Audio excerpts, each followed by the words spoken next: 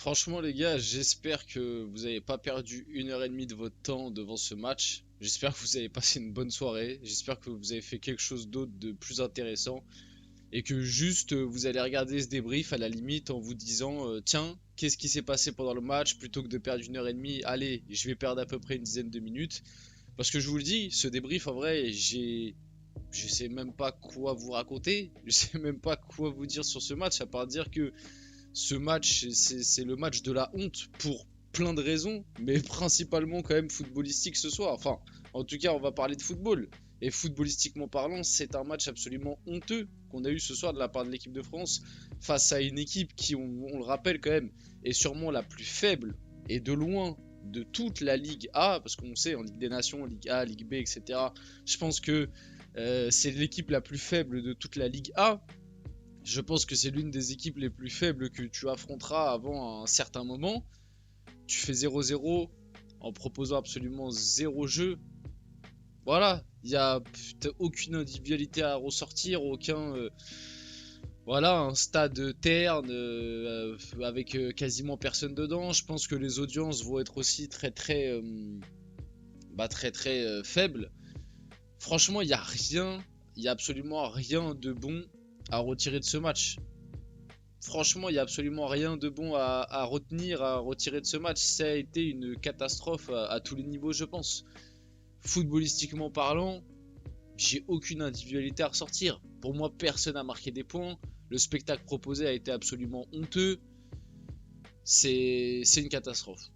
Franchement, ce match, c'est une catastrophe. Je sais même pas quoi dire de plus. On va après analyser un petit peu vite fait les prestations. Oui, dire que c'est bien. Le gardien d'en face a fait beaucoup d'arrêts. Ok. Bon, après, faut voir la gueule des arrêts qu'il a fait. Il y en a deux trois qui sont pas mal, mais c'est quand même beaucoup de frappes où c'est des tirs pas très bien placés ou alors pas assez puissants pour on va dire le tromper. Voilà, t'as joué un match de hand quoi. T'as joué un match de hand, t'as gardé la balle, t'as fait tourner, t'es resté dans leur surface et encore. Ils ont eu quand même quelques situations en transition qu'ils auraient pu mieux exploiter, mais de leur côté, t'as même pas senti qu'ils avaient envie de gagner le match non plus. Et d'ailleurs, ça, c'est un ressentiment que j'ai eu un peu, c'est que j'ai l'impression que des deux côtés, le match nul, ça arrangeait un peu tout le monde, quoi. Il y a plein de phases de jeu où il y avait des spots pour frapper, où je sais pas, il y avait pas d'envie, il y avait pas de. Ouais, tu sentais qu'au final, le 0-0, peut-être inconsciemment, le 0-0, voilà, ça permettait à tout le monde de ressortir. Voilà, ça a arrangé tout le monde parce qu'en plus Deschamps est venu s'en vanter à la fin du match et dire avec ce point du match nul on est qualifié. Voilà, donc Deschamps est content de faire match nul face à Israël. On en est là. On en est là. Non mais on en est là, Didier Deschamps. Franchement, faut commencer à en parler de lui parce que c'est vraiment, moi personnellement, c'est en train de m'énerver parce que cette équipe de France sur le papier, elle a du talent, elle est peut-être un peu surcotée, peut-être que le vivier français est un peu surcoté, peut-être qu'on en fait un petit peu trop avec le vivier français, je suis d'accord sur tout ça. Maintenant, malgré tout, moi, quand je vois sur le papier, je vois du Michael Olise, je vois du Bradley Barcola, je vois du Zaire Emery, je vois du Kamavinga, je vois du Théo Hernandez, je vois une défense centrale, Upamecano, Konaté, du Mike Maignan sur le banc. T'as quand même des joueurs comme du Kingsley Coman, t'as du Nkunku, t'as du Marcus Thuram, t'as des joueurs. Et encore, t'as pas Mbappé qui est pas là. T'as pas Mbappé qui est pas là. Et pareil aussi, on peut parler, est-ce qu'il y a une Mbappé dépendance qui est en train de se créer? On va pas se mentir, hein, Mbappé il est pas bon en ce moment, mais moi comme je vous le disais dans mes dernières vidéos, même un Mbappé pas bon, il a largement sa place dans cette liste. Me parlez pas d'arguments sportifs pour la non-présence de Mbappé, de toute façon on sait que c'est lui qui a pas voulu venir. Mais, mais un Mbappé même catastrophique comme il est en ce moment, il a largement sa place dans cette liste. Quand je vois encore une fois le match de Colomoni, voilà, ça va être quoi l'excuse? C'est Luis Enrique? C'est qu'est-ce que c'est? Non, parce que Colomboigny, à chaque fois qu'il marque avec l'équipe de France pendant une semaine, on a des questions, on a des trucs. Ah, est-ce que c'est le PSG, c'est le méchant PSG qui utilise mal Colomboigny? Là, il a été pourri. C'est quoi c'est la faute de qui? C'est la faute de Deschamps ou c'est encore la faute du PSG de Luis Enrique? Moi, je sais pas, je comprends plus. Enfin bref, je sais même pas si je vous ai dit bonjour. J'espère, je suis parti rapidement dans le truc. J'espère que vous allez tous très bien malgré tout. Franchement, j'espère que vous avez fait un autre truc de votre soirée, hein. J'espère que vous avez kiffé. Je sais pas, j'espère que vous avez regardé mes vidéos qui sont sorties un petit peu plus tôt. Que votre soirée s'est bien passée. Vous avez pu profiter, je sais pas, moi, de votre famille, une petite sortie ou quoi. Mais Mais j'espère vraiment que vous n'êtes pas resté 1h30 comme moi je l'ai fait devant cette bouse. Bah après, je vais pas vous mentir, hein, je regardais le match d'un œil. En fait, au début, j'ai commencé, je me suis dit, ah, vas-y, on va le regarder comme si on regardait un autre match, quoi. Même si, bon, les matchs de l'équipe de France, ça fait pas mal de temps que je les trouve pas intéressants et que je les regarde souvent d'un œil. Mais vas-y, je me suis dit, allez, là, vas-y, on va le regarder, etc. Bon, j'ai regardé 15-20 minutes, j'ai compris, hein, j'avais un œil sur le match, un œil sur mon téléphone, voilà, moi je vous dis la vérité. Donc, ouais, vraiment pas. Vraiment pas un match que je retiendrai, hein. Vraiment pas un match que je retiendrai.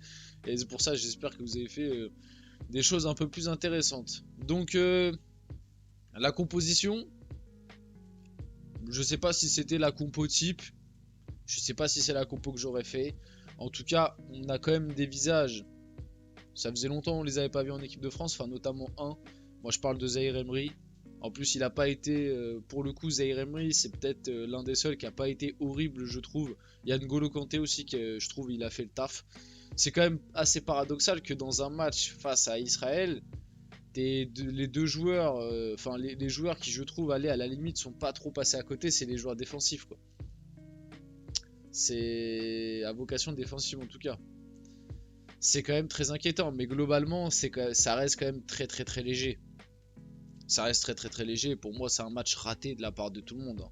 Comme je vous l'ai dit un peu plus tôt, il y a absolument personne que je ressors individuellement. Donc on avait Maignan au cage, on avait Koundé, Konaté, Upamecano, Théo Hernandez, un milieu de terrain, Kanté, Kamavinga et Zaire Emery qui était un cran plus haut, un petit peu dans un rôle de numéro 10 entre guillemets. Maintenant Deschamps il aime beaucoup ce système là, c'est-à-dire avoir ce double pivot qui du coup là c'était Kanté Kamavinga et avoir un milieu un cran plus haut dans un rôle de numéro 10 mais qui n'en est pas un. C'est notamment dans ce rôle là lors du dernier rassemblement qu'avait joué Matteo Guendouzi. Là il a mis Zaire Emery dans ce rôle là. Finalement c'est un peu le rôle pour remplacer Griezmann, quoi. Sauf que le truc c'est que Griezmann il faisait les efforts défensifs mais en plus de ça il avait une qualité offensive et technique supérieure à la moyenne. Le problème c'est que là tu remplaces Griezmann par des mecs qui ont des profils de numéro 8, de box to box. Alors du coup, sans ballon, ils font le taf, ils font les premiers pressings, etc. Ils accompagnent les attaquants, ils courent beaucoup, et ça récupère des ballons souvent hauts. Par rapport à ça, ça peut fonctionner.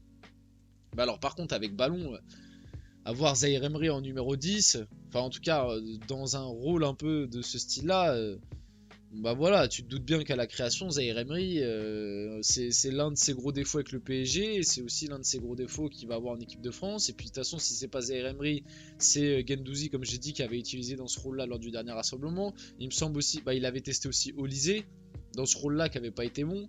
Il avait testé aussi vite fait Nkunku lors du dernier rassemblement, donc voilà quoi. On en est là un petit peu tactiquement, un 4-2-3-1 avec un 10 qui en gros c'est un numéro 10 qui est là plus pour le côté sans ballon qu'avec ballon. Et du coup devant on a Barcola, Kolo Muani, Michael Olise.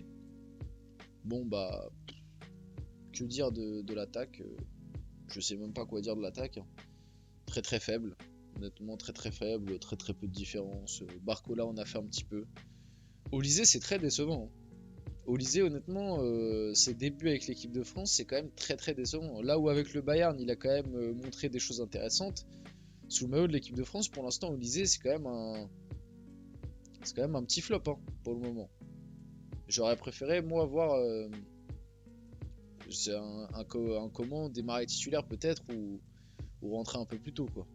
Kolo Muani, bon, je vais pas en mettre une couche, j'en ai parlé juste avant. Il a été catastrophique, comme lors du premier match d'ailleurs. Le match aller déjà face à Israël, il avait été aussi catastrophique. Donc ouais, prestation plus que décevante. Match honteux, match de la honte, appelez ça comme vous voulez. En plus, comme j'ai dit, avec tout le contexte autour, c'est vraiment horrible. Franchement, j'ai vraiment passé une soirée de horrible. J'ai plus les mots pour finir cette vidéo. Donc officiel, la France est qualifiée en quart de finale de la Ligue des Nations. La première place se jouera dimanche face à l'Italie.